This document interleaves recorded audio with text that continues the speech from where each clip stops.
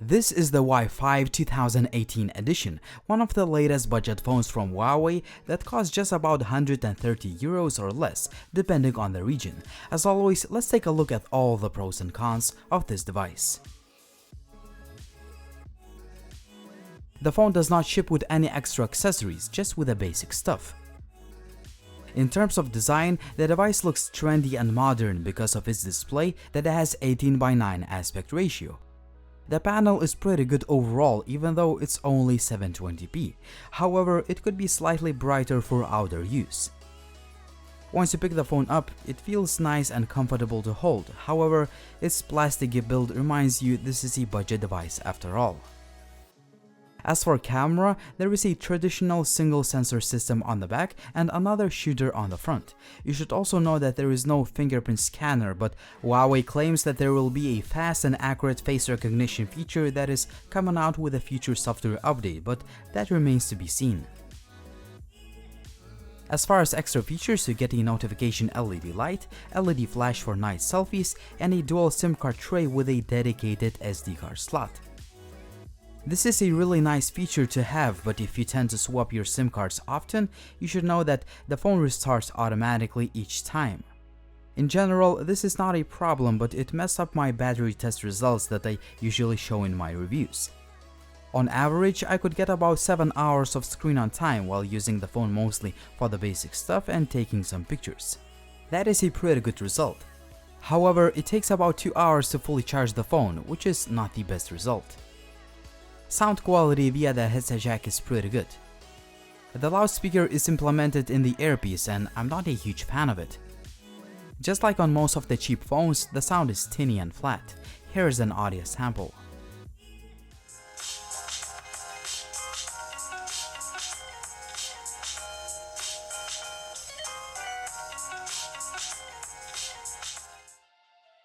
Just before we start talking about the specs and performance, I wanted to show you guys an awesome dr.fone-Switch app, and I wanted to say thanks for sponsoring this video. dr.fone-Switch app is a one-click solution to copy data from one phone to another, regardless of different operating systems. For example, if you want to move from Android to iOS or vice versa. For instance, you can transfer your contacts, text messages, photos, videos, music, and many other file types in just a matter of a few minutes. This app is compatible with both Windows and Mac OS, and it assures a simple click-through process. All you have to do is download, install, and run this Phone-Switch program on your computer, connect both of your devices to the computer, choose data you want to switch, and do it with just one click and you're good to go. Make sure to check out the video description for all the links, coupon codes, and show notes. In terms of hardware, the Huawei Y5 is yet another phone that uses an entry-level MediaTek chipset. Since this is a budget phone, you can't expect to play graphically demanding games. You should expect to see quite a lot of lag and stutter, especially if you want to play PUBG even on the lowest graphics. On the other hand, 2D games run quite well. In terms of the user interface, you get the latest version of Android, which is 8.1. As usual, there is a heavy Huawei skin that both changes the look and feel of the user interface. Just like any other Huawei phone, there are plenty of features and customization options to choose from.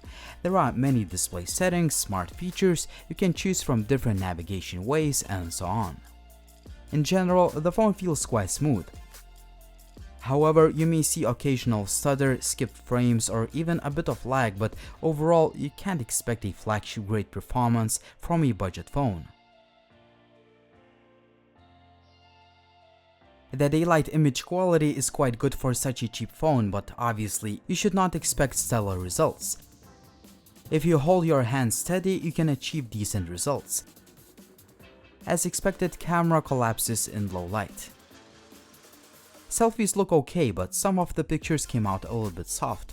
The front-facing LED flash helps take selfies at night, but the picture quality is pretty bad. 1080p video quality is surprisingly good. The footage looks quite nice, and even the continuous autofocus works fine. 1080p selfie video also looks quite nice. Finally, sound recording quality is decent. As you can see, I'm using the selfie camera and I'm not using any stabilization tools. I'm just holding the phone in one hand and I'm walking down the road. So as far as connectivity goes, I have no complaints. In fact, the signal reception and call quality have been great, and other connectivity options including the GPS work fine. However, the phone is not compatible with 360 content since it lacks a gyroscope sensor. The Huawei Y5 2018 edition is a pretty good phone, but as usual, it has a few cons to consider. First of all, let's take a look at the cons. The phone is made entirely out of plastic, there is no fingerprint scanner, and obviously, the phone is not designed to be able to handle 3D games. Finally, you should expect occasional stutter in the user interface since the phone uses an entry-level CPU. On a positive note, the phone is well built and it looks modern thanks to the pretty nice looking 18:9 aspect ratio display. I also like the fact that the device ships with the latest version of Android, cameras can take quite nice pictures, battery life is pretty good, and finally, you get some cool extra features like a dedicated SD card slot, a notification LED light, and LED flash for night selfies. At the end of the day, the Huawei Y5 may not be the only budget phone out there, but it certainly brings quite a lot of value for the price, despite a few shortcomings. But what do you guys think about this phone? Would you buy it or would you choose another device? As always, use the comment section down below, like the video if you liked it, please subscribe to the channel if you haven't already, follow me on social media, and as always, it was Linus, thank you for watching and see you soon.